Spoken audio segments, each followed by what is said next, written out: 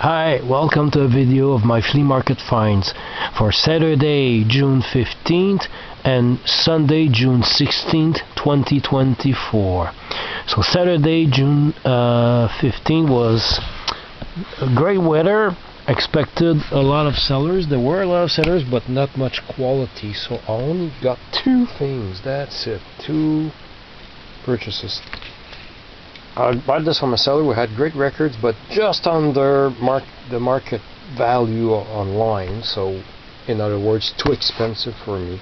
For instance, I saw the soundtrack to Flash Gordon by Queen, which is on my want list, but it was $18 and no inner sleeve at all. And he said he could make it for $15. I'm so glad I didn't buy it because it felt wrong. Like, I don't always know if there's supposed to be an inner sleeve.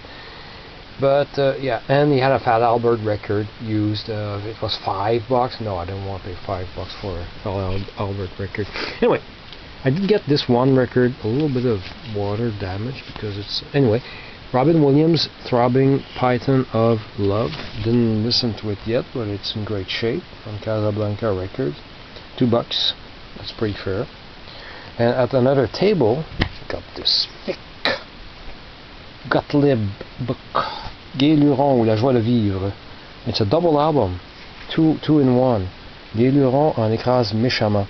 I collect everything Gottlieb made, and his books are hard to find in great shape. So I'm not a fan of reissues and double books and stuff like that. But when I've asked how much it was, like I couldn't believe it. He only asked for $2.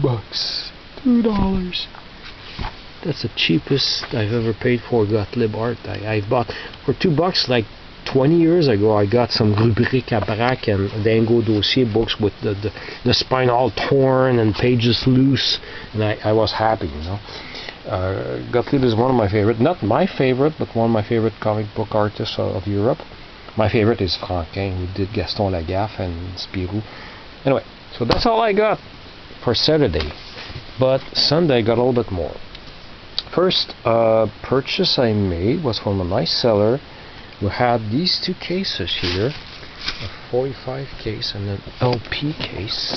He had just opened both of them. It won't hold up on my bed, but it was open like that, and you could see this bag there. I'm not sure he had pulled up a record. Next to the left, sorry, he had this open, this old sturdy case with this thing here, and I remember he had an RCA record sticking out, and of course I moved it. Anyway, it had a beautiful RCA sleeves poking out from RCA, yeah, like that, but it was in the back. So I wanted to look at them, of course, and some 45s are in there, and I just start looking. I see it's like they're clean, like the original shrink wrap still around the sleeves, but boy do they look boring. But then he says, I barely just starting, he said, oh, the records you won't find any Pink Floyd or stuff like that. I'm selling them just for the cases, $5 each. Didn't take me too long to decide, heck, let's go for it. I mean, I saw some upgrades for not weird necessarily, but for lounge and ordinary stuff I have in my collection. I figured I have nothing to lose, $5 each. The cases, empty cases, would be worth that much. So I said, sure, why not? I'll try it. And I went and put these in the car, walked around the parking lot. What am I saying, the parking lot? The flea market, sorry. I don't know how long. Like, I did the lanes at least once, so maybe it was half an hour, 45 minutes, I'm not sure. Then I stopped at a lady. I looked at her table. She had an old record player with a weird brand. Was it again? Vissaux, Visseaux, but I'm so glad I didn't buy it, because of course my first question is where to find replacement styles for it, and apparently it's very hard to find. I looked it up, so I didn't buy it. But then I was talking to the lady and talking about stuff with another buyer, and then I hear to my right, hey, and the seller called me. I recognized the guy. I didn't realize I was like going this way. It was the same seller. He said, hey, I found more for you. Oh, what? And he forgot to pull out this out of his car. He had this whole bag full of more records. Oh, this is heavy. And he said, you can have this bag for $5. So I had to look a little bit inside, because this time I'm not getting in the case, you know, just records. The 3 cassettes, which I didn't need.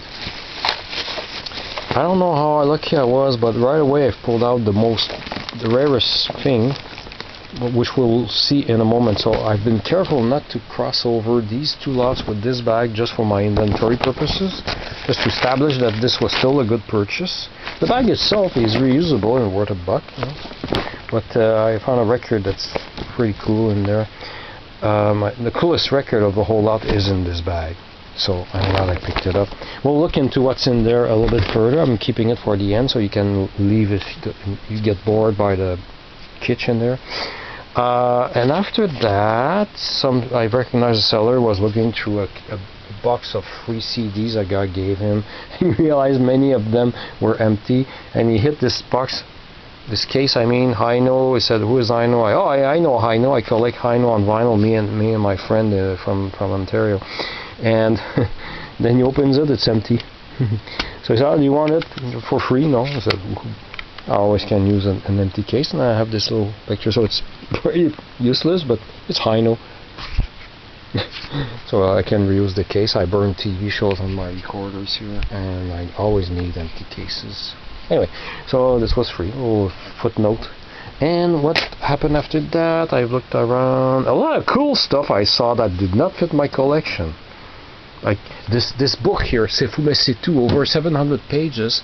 This is by Gilles Valiquette, a singer, music producer in Quebec, and he wrote a book of the entire catalog of the Beatles' discography in Canada, like really obsessive compulsive detailing.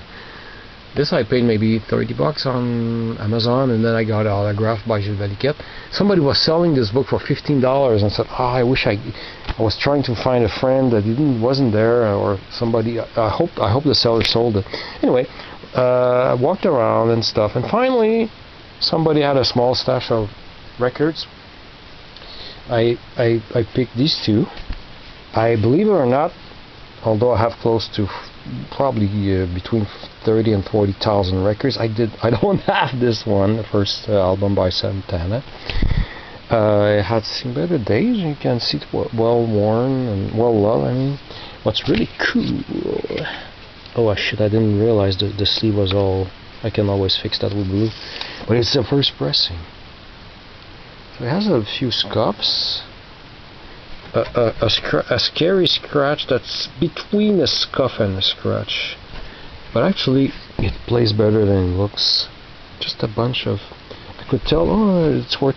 And then the greatest hits of the Commodores with Machine Gun on it, although I do have Machine Gun on a 45 from a lot that I was given by a dear friend. So it's nice to have. So I said, how much are the records? And I expected like a big high price, and I'm probably going to. He says $2 each. I had to go back on the pile and just to make sure I didn't leave something behind. So I got these 2 great records for $4. So that's it for the beginning of the story. Now we're going to look into the contents here. I'm even wondering if I should cut this into a different video. Yeah, I'll cut right away. And for part 2, for the contents of this case, that box, and then this bag. If I were an SAMR artist, I would actually I would do an unboxing or uncasing, I don't know how to call it, but I don't have the gear, I don't have the talent, the skills. So you'll have to listen to my boring voice. So thanks for watching, and go and see part 2 if you want.